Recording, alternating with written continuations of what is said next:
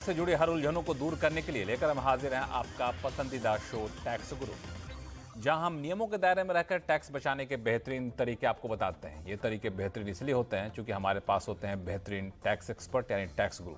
नमस्कार, मैं हूं लक्ष्मण राय और हमारे साथ इस बार के टैक्स एक्सपर्ट हैं जाने माने टैक्स एक्सपर्ट शरद कोहली साहब। सर, आपका स्वागत है हमारे शो में। और कोहली साहब आम टैक्स पेयर्स के लिए और जो लग्जरी आइटम के शौकीन हैं उनके लिए भी बहुत सारी चीज़ें लेकर के आए हैं अपने पिटारे में। तो बता दूं कि इस बार शो में आपको ऐसी ऐसी बातें बताने वाला हूं। मिसाल के तौर पर 10 लाख रुपए से ज़्यादा कीमत के लग्जरी प्रोडक्ट आप खरीद रहे हैं तो उस पर लगेगा टैक्स। अगर आपकी विदेशों में हो रही है कमाई तो कैसे घटाएं टैक्स की देनदारी, और अगर बेचा है पुश्तैनी जमीन तो क्या देना होगा इनकम टैक्स। ये सारे सवाल ऐसे हैं जो आम टैक्स पेयर्स हों या फिर खास टैक्स पेयर्स हों, सबके जहन में रहता है। तो शुरुआत में जरा खास टैक्स पेयर से कर लूँ, जो शौकीन ऐसे होते हैं कि बड़े बड़े खर्च करते हैं, मोटे खर्च करते हैं। 10 लाख रुपए से ज़्यादा की कार तो अमूमन लोग खरीद लेते थे, अब 10 लाख रुपए से ज़्यादा की घड़ियाँ लोग खरीदते हैं, 10 लाख रुपए से ज़्यादा कई और आइटम खरीदते हैं। तो पता है, अब ये आइटम खरीदने जाएंगे आप ना तो उस पर आपको टैक्स देना पड़ेगा, जिसको तकनीकी भाषा में TCS कहते हैं। ये क्या है माजरा, कोहली साहब से समझ लेते हैं क्योंकि नियम कुछ नया आया है। क्यों? बिल्कुल लक्ष्मण, और आपने बड़े अच्छे दो शब्द इस्तेमाल किए, आम और खास। तो जो टैक्स पेयर रिटर्न फाइल करते हैं आम की, पर आयकर विभाग को लगता है एक खास है। खास है तो वो अभी तक आपने बिल्कुल ठीक कहा, कार जब आप लेते थे 10 लाख से ऊपर की तो उस पर जो सेलर होता था वो 1% TCS काटता था। अब सरकार को लगा कि 10 लाख का खर्चा खाली कार पे नहीं होता है। लोग तो आजकल आप किसी लग्जरी मॉल में चले जाएं, उसमें चले जाएं तो लोग बड़े बड़े सामान खरीदते हैं। उदाहरण के तौर पर रिस्ट वॉचेस हैं, लेडीज़ बैग्स हैं। मैं अब ब्रांड्स के नाम तो नहीं लूँगा उनको फ्री में एडवर्टाइजमेंट देने के लिए। उसके अलावा याचेस हैं, जिनको यॉट्स भी बोला जाता है, जो लग्जरी क्रूज़ होते हैं। आपने देखा होगा छोटी सी बोट होती है जिसमें सारी सुविधा होती है।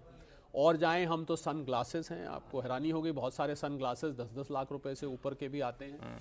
और होम थिएटर सिस्टम है, हॉर्स रेस के घोड़े हैं लक्ष्मण, और इस टाइप की जो चीज़ें हैं जो कि आप आम खरीदते हैं, बस 10 लाख से ऊपर इनकी कीमत बैठ जाती है। आप खरीदते से मेरा मतलब वो लोग खरीदते हैं या तो जो इसको अफोर्ड कर सकते हैं, या वो लोग खरीदते हैं जो इसको खरीद लेते हैं पर उनको लगता है कि आयकर उनको नोटिस नहीं कर रहा है। तो सरकार ने इसको रेडार पे लाने के लिए अब 1% TCS कर दिया। तो TCS का मैं प्रोसीजर फिर से जिन लोगों को भूल गया है बता दूं कि सेलर इस पर काटता है। यानी कि अगर मान लीजिए 11 लाख रुपए का आपने कोई लेडीज बैग खरीदा है, मैं उदाहरण ले रहा हूं, तो उस पर जो बेचने वाला आपसे 1% टैक्स ले लेगा एक्स्ट्रा।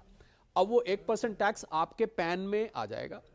आप उसको अपने रिटर्न फाइल करते टाइम अगर लागू नहीं हो रहा है तो आप उसको वापस ले सकते हैं, क्लेम कर सकते हैं। अब आप कह सकते हैं कि भाई अगर वापस ही देना है तो भाई लेने का क्या है। तो सरकार इन ट्रांजैक्शंस को रेडार पे लाना चाहती है कि कौन वो ऐसे लोग हैं जो 10-10 लाख रुपए के sun glasses, wrist watches, hand bags, घोड़े, होम थिएटर वगैरह सामान खरीद रहे हैं।